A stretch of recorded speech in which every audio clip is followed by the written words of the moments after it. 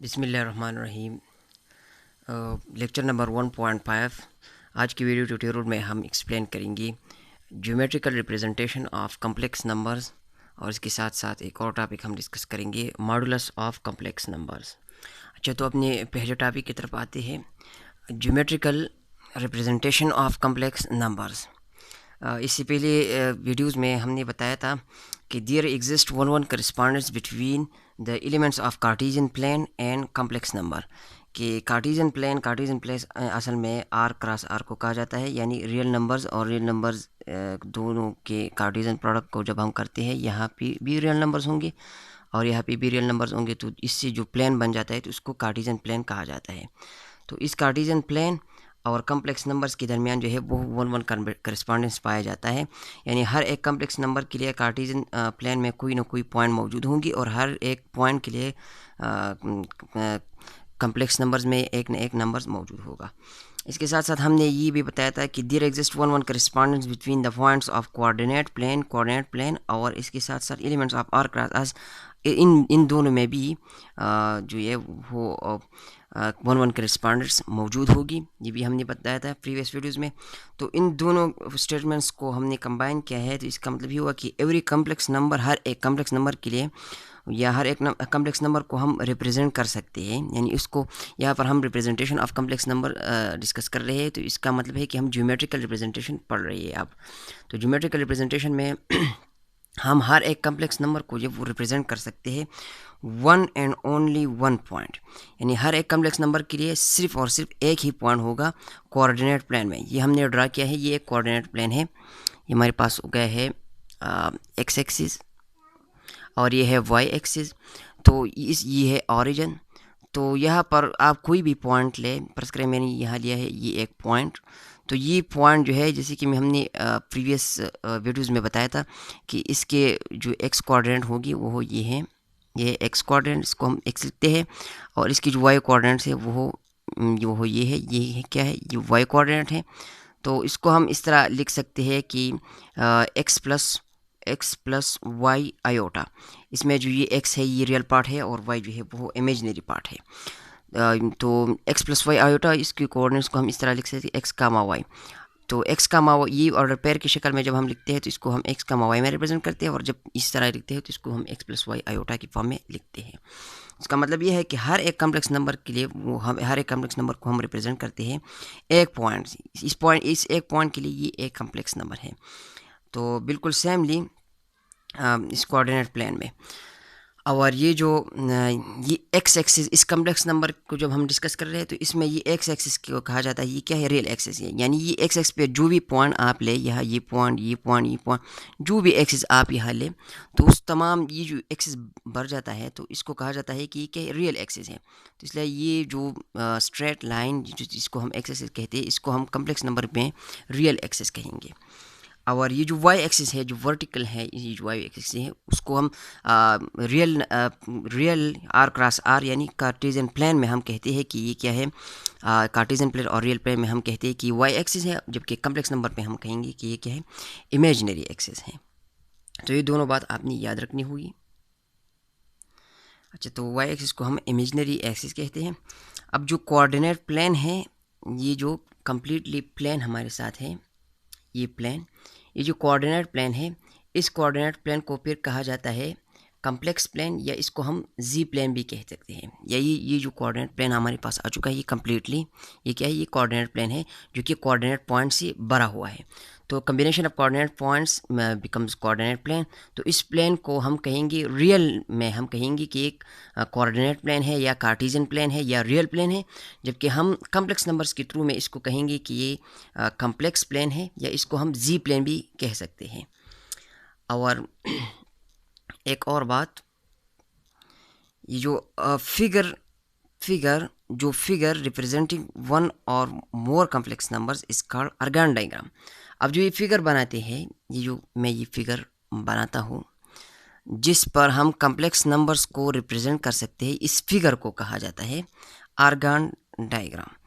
तो ये बात अपनी याद रखनी, Argand diagram. What is Argand diagram?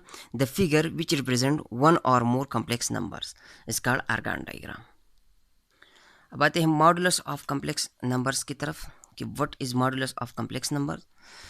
तो फिर क्या हमारे पास कम्प्लेक्स नंबर है z is equal to x plus y iota, ये एक कम्प्लेक्स नंबर है और हमने ये डायग्राम ड्रा किया है। इसमें ये एक्स एक्सिस है, ये वाई एक्सिस है, या इसको कहा जाता है कि ये रियल एक्सिस है और इसको कहा जाता है कि इमेजिनरी एक्सिस है। इस पर जो है कम्प्लेक्स नंबर रिप्रेजेंट किए जाते हैं। तो ये हमारे पास एक कम्प्लेक्स नंबर है एक्स प्लस वाई आयोटा। आप यहाँ देख लेते कि हमने एक पॉइंट लिया है, ये पॉइंट जो है ये रिप्रेजेंट करता है कम्प्लेक्स नंबर को। तो इस पॉइंट में के जो एक्स कोऑर्डिनेट है वो ये है, ये क्या है, ये एक्स कोऑर्डिनेट है और ये हमारे पास इस पॉइंट की क्या है, ये वाई कोऑर्डिनेट है। तो एक्स और वाई कोऑर्डिनेट दोनों को हमने रिप्रेजेंट किया है। अब यहाँ आप देख ले तो एम ए जो है वो हमने इसको पॉइंट्स को नेम्स दिए है, एक्स कोऑर्डिनेट्स और वाई कोऑर्डिनेट्स और तमाम पॉइंट जो ज्वाइन करते हो। तो एम ए को आप देख ले तो ये परपेंडिकुलर है ओ एक्स पे या ओ एम पे, ये क्या है, ये दोनों परपेंडिकुलर हैं। जब ये लाइन परपेंडिकुलर है तो जो ट्राइंगल्स बनता है तो उसको हम कहेंगे कि ये राइट एंगल ट्राइंगल है, क्योंकि इसमें परपेंडिकुलर लाइन मौजूद है तो इसको ये बनाता है राइट एंगल ट्राइंगल। तो राइट एंगल ट्राइंगल में आपको 2 साइड्स दी जाती है और थर्ड साइड को आप जब फाइंड आउट करते हो या हाइपोटेन्यूस साइड को आप जब फाइंड आउट करते हो तो इसके लिए एक फार्मूला है जिसको हम पाइथागोरस थ्योरम का फार्मूला भी कहा जाता है। तो O A distance is a whole square, ये क्या है, ये ओ ए डिस्टेंस है। तो इस ओ ए डिस्टेंस को हम फाइंड आउट करेंगे कि ये इज़ अ होल स्क्वायर बराबर होता है O M whole square plus M A whole square, यानी ओ एम से जी डिस्टेंस और इस डिस्टेंस को दोनों को स्क्वायर करते हैं और फिर इसको ऐड करते हैं। तो ओ ए होल स्क्वायर हमारे पास बार बार हो गया है। ये ओ एम क्या है, ये एक्स एक्सिस है असल में, तो इसको हम लगाते हैं x square plus M A की जगह हम लगाएंगे वाई स्क्वायर। तो हमें ओ ए डिस्टेंस चाहिए, ओ ए होल स्क्वायर डिस्टेंस नहीं चाहिए, तो दोनों साइड का रूट लेते हैं। तो ये कैंसिल हो गया, तो ओ ए डिस्टेंस बराबर हो गया root of x square plus Y square. अब यहाँ आप देख ले तो ये क्या है, ये कम्प्लेक्स नंबर्स की कोऑर्डिनेट्स है एक्स कामा वाई, ये वो पॉइंट है जो कि कम्प्लेक्स नंबर रिप्रेजेंट करता है।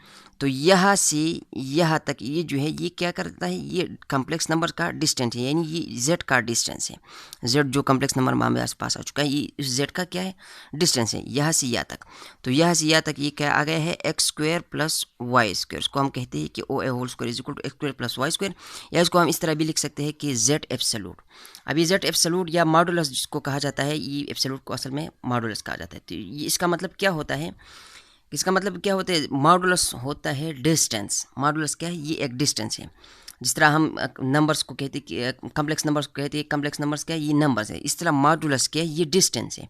कहाँ से कहाँ तक डिस्टेंस है, ऑरिजिन से उस पॉइंट तक ये क्या है, ये डिस्टेंस है। तो ये फार्मूला आपने याद रखनी है कि O M of absolute whole square is equal to x square plus Y square, ये क्वेश्चंस में यूज़ होगा। अब कुछ एग्जांपल्स करते हैं मॉडुलस ऑफ कम्प्लेक्स नंबर्स के ऊपर। तो सबसे पहले एग्जांपल नंबर 1 है फाइंड मॉडुलाई ऑफ कम्प्लेक्स नंबर्स। ये जो कम्प्लेक्स नंबर्स हमें दी गई है, अब हम step by step complex numbers को डिस्कस करें। इनका हम मॉडुलस फाइंड आउट करेंगे। मॉडुलस के जो प्लूरल है उसको मॉडुलाई कहा जाता है। तो फर्स्ट नंबर क्वेश्चन है 1 minus iota into root of 3। हम इसको एक नाम देते हैं, ये कम्प्लेक्स नंबर है तो इसलिए हमने रिप्रेजेंट किया है z से, z is equal to 1 minus iota into root of 3। अब इसके हम a और b पार्ट को हम फाइंड आउट करें। आयोटा के साथ जो पार्ट है उसको कहा जाता है कि क्या है, ये b पार्ट है, और इसके जो माइनस नेगेटिव साइन से जो इधर वाला जो पार्ट है इसको कहा जाता है कि ये क्या है, ये ए पार्ट है। अब z मॉडुलस बराबर होता है, जिसके हमको पता है कि z मॉडुलस बराबर होता है root of a square plus b square.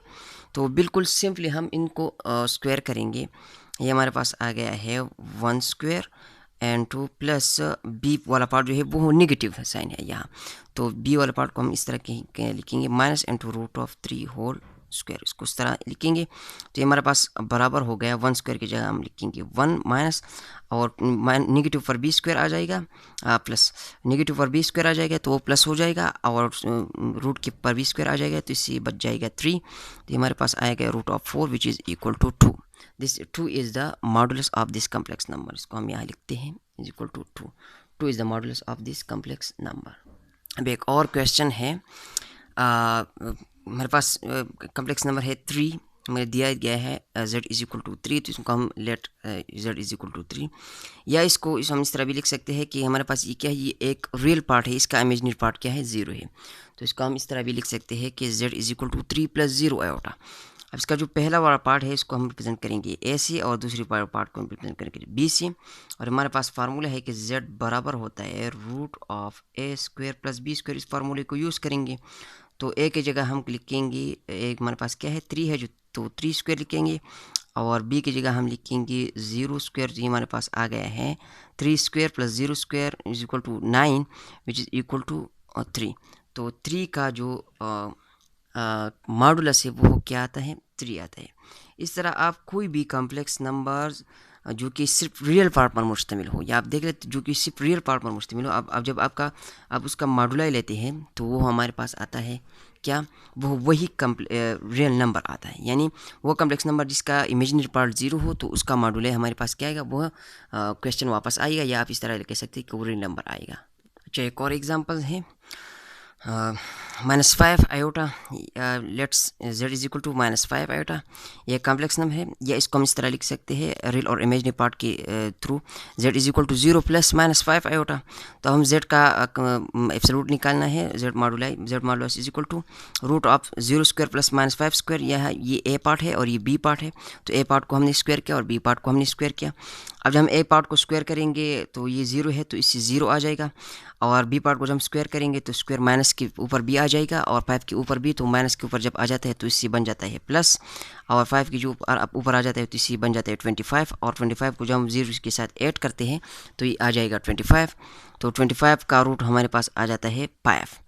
तो यह आप इस क्वेश्चन को भी देखें कि जब आपके पास कॉम्प्लेक्स नंबर हो, यानी इसका रियल पार्ट 0 हो और आपके पास कॉम्प्लेक्स नंबर हो, तो जब आप इसका मॉडुलस लेते हैं तो वो कुछ भी नहीं करता है, लेकिन अगर ये नेगेटिव साइन हो तो इस नेगेटिव साइन को हटा देता है। पॉजिटिव हो तो अपनी जगह पॉजिटिव लिखता है, लेकिन जब इस इमेजिनरी पार्ट में नेगेटिव साइन हो तो उस नेगेटिव साइन को हटा देता है और वो पॉजिटिव कर देता है मॉडुलस ऑफ कॉम्प्लेक्स नंबर। चलिए, तो ये एक और एग्जांपल है, इसका मॉडुलस हम निकालते हैं। तो z 3 + 4 iota, let z is equal to 3 + 4 iota, z को हमने रिप्रेजेंट किया 3 + 4 आयोटा से।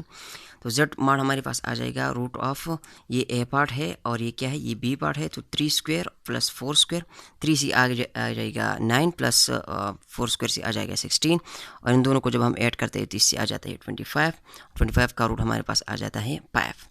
तो ये थी कुछ एग्जाम्पल्स कॉम्प्लेक्स नंबर्स के ऊपर। इसमें हमने 2 पॉइंट जो है वो नोट किए हैं।